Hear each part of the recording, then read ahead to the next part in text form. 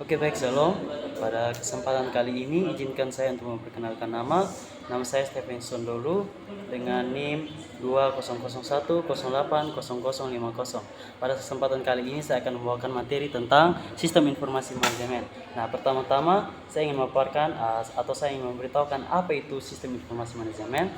Jadi, sistem informasi manajemen menurut para ahli yang saya kutip yaitu Jogianto dalam bukunya Analisis dan Desain Sistem Informasi, dan Robert A. Leach dan Carlos Davis mendefinisikan sistem informasi manajemen adalah suatu sistem dalam suatu organisasi yang mempertemukan kebutuhan pengelolaan transaksi harian, mendukung operasi bersifat manajerial dan kegiatan strategi dari satu organisasi, dan menyediakan pihak luar tertentu dengan laporan-laporan yang diperlukan. Jadi, sistem informasi itu sendiri adalah kumpulan dari interaksi-interaksi sistem-sistem informasi yang menyediakan informasi baik untuk kebutuhan manajerial maupun kebutuhan operasi. Yang kedua, kita masuk pada fungsi-fungsi sistem informasi manajemen. Ya, di sini fungsi yang pertama ada fungsi meningkatkan aksesibilitas data yang tersaji secara tepat waktu dan akurat bagi para pemakai tanpa mengharuskan adanya perantara sistem informasi. Yang kedua, menjamin tersedianya kualitas dan keterampilan dalam memanfaatkan sistem informasi secara kritis. Yang ketiga, mengembangkan proses perencanaan yang efektif. Yang keempat, mengidentifikasi kebutuhan-kebutuhan akan keterampilan pendukung sistem informasi. Yang kelima, menetapkan investasi yang akan diarahkan pada sistem informasi.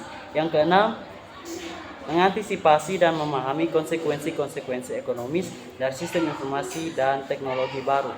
Yang ketujuh, memperbaiki produktivitas dalam aplikasi, mengembangkan dan pemeliharaan sistem. Yang kedelapan, organisasi menggunakan sistem informasi untuk mengolah transaksi-transaksi, mengurangi biaya dan menghasilkan pendapatan sebagai salah satu produksi atau pelayanan mereka. Yang kesembilan, bank menggunakan sistem informasi untuk mengolah cek-cek nasabah dan membuat berbagai laporan rekening, koran, dan transaksi yang terjadi. Yang berikut, perusahaan menggunakan sistem informasi untuk mempertahankan persediaan pada tingkat paling rendah agar konsisten dengan jenis barang yang tersedia. Berikut, yang terakhir, sistem informasi manajemen untuk pendukung pengambilan keputusan. Nah, jadi kita sudah tahu fungsi-fungsi dari sistem manajemen.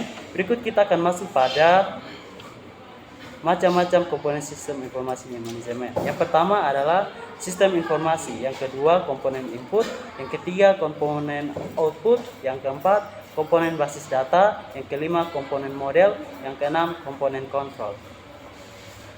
Nah,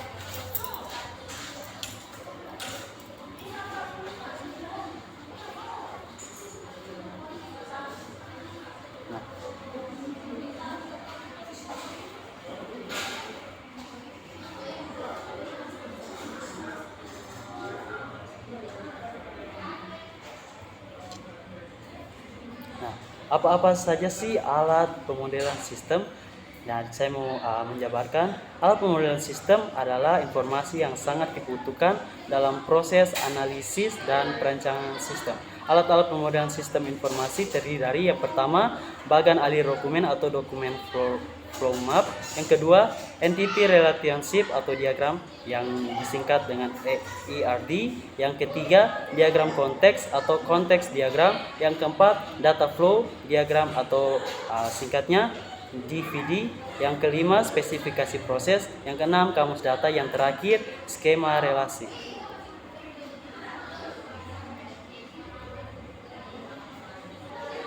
Nah, yang berikut, apa saja sih jenis-jenis sistem informasi manajemen?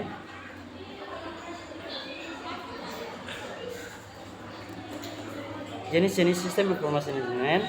Dalam perkembangan teknologi sekarang ini, beberapa perusahaan telah menggunakan sistem informasi manajemen dalam menjalankan bisnisnya. Dalam pembangunan sistem informasi manajemen telah dibagi sesuai dengan kebutuhannya. Yang pertama adalah sistem informasi penjualan dan pemasaran. Yang ketiga, sistem informasi manufaktur dan produksi. Yang berikut terakhir, sistem informasi sumber daya manusia.